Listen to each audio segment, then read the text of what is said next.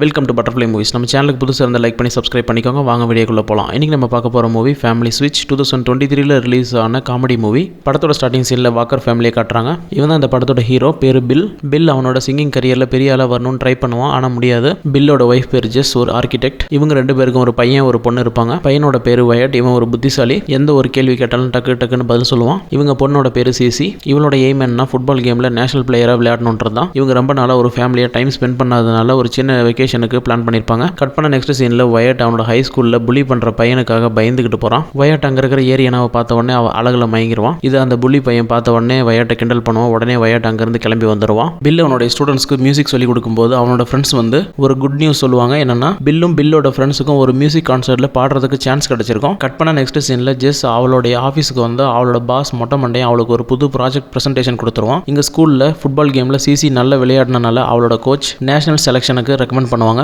Bill, ஜெஸ், CC, Walker இவங்க 4 பேரும் கிளம்புவாங்க. Bill, ஜெஸ் இவங்க 2 பேருக்கும் 2 வயசுல ஒரு குழந்தையும் இருக்கும். அந்த குழந்தை பேர் மைல்ஸ். இவங்க ஒரு நாய் வளர்த்துவாங்க. அந்த நாயோட பேர் பிக்கிள்ஸ். இவங்க எல்லாரும் சேர்ந்து பிளானட் அலைன்மெண்ட் ஆகிறத பார்க்கறதுக்காக போவாங்க. 4 பேரும் டெலஸ்கோப் முன்னாடி நின்றுட்டு அலைன்மெண்ட் ஆகிறத பார்க்கறத விட்டுட்டு ஒயிட் பில்லை பார்த்து அவனோட வாழ்க்கையை நீங்க வாழ்ந்து பாருங்க, அப்போ உங்களுக்கு அந்த கஷ்டம் தெரியும்னு சொல்லுவான். சிசி ஜெஸ் கிட்ட நீங்களும் என்னோட லைஃபை வாழ்ந்து பாருங்க, அப்போ உங்களுக்கு அந்த கஷ்டம் தெரியும்னு சொல்லுவா. கடைசியில் வந்தது தான் வந்தோம். இங்க வந்ததுக்கு ஞாபகார்த்தமா ஒரு போட்டோ பிடிச்சிட்டு போலான்றதுக்காக அங்க வந்து ஏஞ்சலிக்கான்ற ஒரு லேடி கிட்ட போட்டோ பிடிக்க சொல்லுவாங்க. அப்போ எல்லா பிளானட்ஸும் ஒரே நேர்கோட்டுக்கு வந்து அலைன்மெண்ட் ஆகி அதிலிருந்து ஒரு ஃபிளாஷ் வந்து டெலஸ்கோப்ல வந்து அடிக்கும். அந்த நேரத்தில் ஜெஸ்ஸோட ட்ரெஸ் டெலஸ்கோப்ல மாட்டிக்கும். ஒருத்தர் பேலன்ஸ் பண்றதுக்கு பார்ப்பாங்க. ஆனா பேலன்ஸ் பண்ண முடியாம டெலஸ்கோப்பை உடைச்சிருவாங்க. அதிலிருந்து நிறைய லென்ஸ் எல்லாம் தனித்தனியாக கலந்து விழுந்துரும். ஒரே ஒரு லென்ஸ் மட்டும் அந்த குழந்தை மைல்ஸ் கிட்ட வந்துடும். மைல்ஸ் அந்த குட்டி லென்ஸை எடுத்து பாக்கெட்ல போட்டுக்குவோம். இவங்க 4 பேரும் அன்னைக்கு நைட்டு வீட்டுக்கு வந்த உடனே தூங்கிடுவாங்க. மறுநாள் காலையில் பில்லோட உடம்புல வயட்டோட உடம்புல பில்லும் இருக்கிறாங்க. அந்த பக்கத்தில் ஜெஸ்ஸோட உடம்புல சிசியும், சிசியோட உடம்புல ஜெஸ்ஸும் மாறி இருக்கிறாங்க. பத்தாவதுக்கு குழந்தை மைல்ஸோட உடம்புல பிக்கிள்ஸோட உடம்புல குழந்தையும் இன்டர்சேஞ்ச் ஆயிருப்பாங்க. இதை பார்த்து 4 பேரும் கத்த ஆரம்பிச்சிருவாங்க. சின்ன பையன் மைல்ஸ் வேற நாயோட உடம்புல இருக்கிறனால செவரேறி குதிச்சு ஓட ஆரம்பிச்சிடறான். பக்கத்து வீட்டில் இருக்கக்கூடிய நெய்பர் ரால்ஃப் ஒரு வழியா மைல்ஸை பிடிச்சு ஜெஸ் கிட்ட கொடுத்துருவாங்க.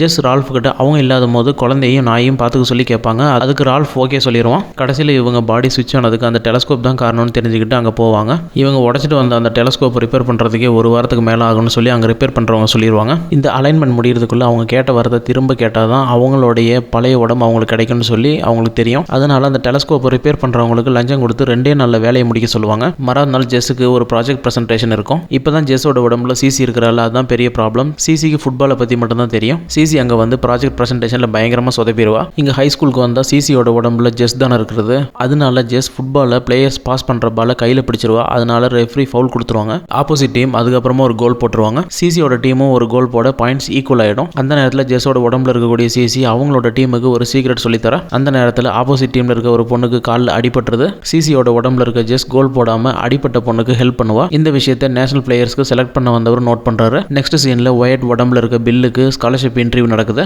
பில் இன்டர்வியூல பயங்கரமா ஆட்டிடியூட் காட்டுறான். இதுல இன்டர்வியூ பார்த்து கட்டுப்பாக்குறாங்க. ஏரியானா அங்க வந்து பில்லு நினைச்சு ஒயிட் கிட்ட ஒயிட் ரொம்ப நல்ல பையனும் அவளோட பார்ட்டிக்கு அவ இன்வைட் பண்றதாவும் பில் கிட்ட சொல்லிட்டு போவா. கட் பண்ண நெக்ஸ்ட் சீன்ல ஒயிட் சிசியோட உடம்புல இருக்க பில் ஜெஸ் 2 பேரும் அந்த பார்ட்டிக்கு போயிருவாங்க. அங்க அந்த பார்ட்டியில் அந்த புலி பையன் வேற ஒயிட்டை தொலை பண்ணிக்கிட்டே இருப்பான். இப்பதான் ஒயிட் உடம்புல இருக்கிறது பில்லாச்சு. ஒரே குத்து தான் அந்த புலி பையன் மேல. அவன் அழுந்துகிட்டு ஓடி போயிடுவான். இதை பார்த்து ஏரியானா ஒயிட்டை பார்த்து இன்னும் இம்ப்ரெஸ் ஆயிடுவா. இங்க ரால்ஃப் பேபி சிட்டிங் பண்ணி பயங்கர டயர்ட் ஆயிடுவான். மறாவது நாள் ஜெஸ்ஸோட உடம்புல இருக்க சிசி அவளோட ஆஃபீஸ்க்கு போய் இந்த பிரசன்டேஷனை நான் செஞ்சா என்ன, இல்லை என்னுடைய டீம் செஞ்சா என்ன, எந்த ப்ராப்ளமும் இல்லைன்னு சொல்லிடுவா. ஒவ்வொரு தடவையும் ஜெஸ் தான் பிரசன்டேஷன் கொடுக்கறனால ஜெஸ்ஸோட டீம் இந்த முறை பிரசன்டேஷன் பண்ணுவாங்க. அன்னைக்கு நேற்று பில்லோட கான்சர்ட் வேற இருக்கு. பில்லோட உடம்புல இருக்க ஒயிட்க்கு ஸ்டேஜ் ஃபியர் அதிகமா இருக்கும். அதனால அவன் ஸ்டேஜ் ஏற மாட்டான். கடைசியில் ஃபேமிலி மெம்பர்ஸ் எல்லாருமே பில்லோட உடம்புல இருக்க ஒயிட்டை பாடுறதுக்கு சம்மதிக்க வச்சிருவாங்க. கான்சர்ட் முடிஞ்சது இவங்க எல்லாரும் அந்த டெலஸ்கோப் இருக்கிற இடத்துக்கு கிளம்பி போவாங்க. இவங்க காரை ஓட்டிட்டு போனதில் அந்த கார் சுக்குநூறா உடஞ்சு போயிருது. ஒரு வழியா அந்த டெலஸ்கோப் கிட்ட போனதும் ஒயிட் உடம்புல இருக்க பில் கொண்டு வந்த லென்ஸை உடைச்சிருவான். அந்த டெலஸ்கோப்பை ரிப்பேர் பண்ண வந்தவங்க ஒரே ஒரு லென்ஸ் மட்டும் தான் காணணும்னு சொல்லுவாங்க. அந்த லென்ஸை கொண்டு வந்திருப்பாங்க. கொண்டு வந்த லென்ஸை வந்து ஒயிட் உடைச்சிருவான். இந்த கன்வர்ஜென்ஸ் முடிகிறதுக்குன்னு வெறும் 7 நிமிஷம் தான் இருக்கு. இதை மிஸ் பண்ணிட்டோம்னா இன்னும் 100 வருஷம் காத்திருக்கணும். கடைசியாக இவங்க வச்சிருக்க நாய்க்குட்டி பிக்கிள்ஸ் குழந்தை கையில் இருக்க ஒரு குட்டி லென்ஸை எடுத்து கொடுக்கும். அந்த லென்ஸை டெலஸ்கோப்ல வச்சு இவங்க கேட்ட வரத்தை ரிவர்ஸ் பண்ணிடுவாங்க. மறுநாள் காலையில் எல்லாமே நார்மல் ஆயிடும். அப்போ ஏரியானா ஒயிட்டை பார்க்கறதுக்காக வருவா. அந்த இடத்துல ஒயிட் ஏரியானா 2 பேரும் அவங்களோட ஃபர்ஸ்ட் கிஸ்ஸை ஷேர் பண்ணிக்குவாங்க. அப்போ சிசியோட நேஷனல் ஃபுட்பால் ரெக்ரூட்டர் வந்து நீ ஃபுட்பால் நல்லா விளையாடுவோன்னு எங்களுக்கு தெரியும். அன்னைக்கு ஃபுட்பால் மேட்ச்ல அடிபட்ட ஆப்போனன்ட்க்கு ஃபர்ஸ்ட் எய்ட் பண்ணதுனால உனக்கு செகண்ட் சான்ஸ் தான் இருக்கணும்னு சொல்லுவாங்க. இதோட இந்த படம் முடியுது. இந்த படம் தமிழ் டப்பிங்ல அவைலபிளா இருக்கு.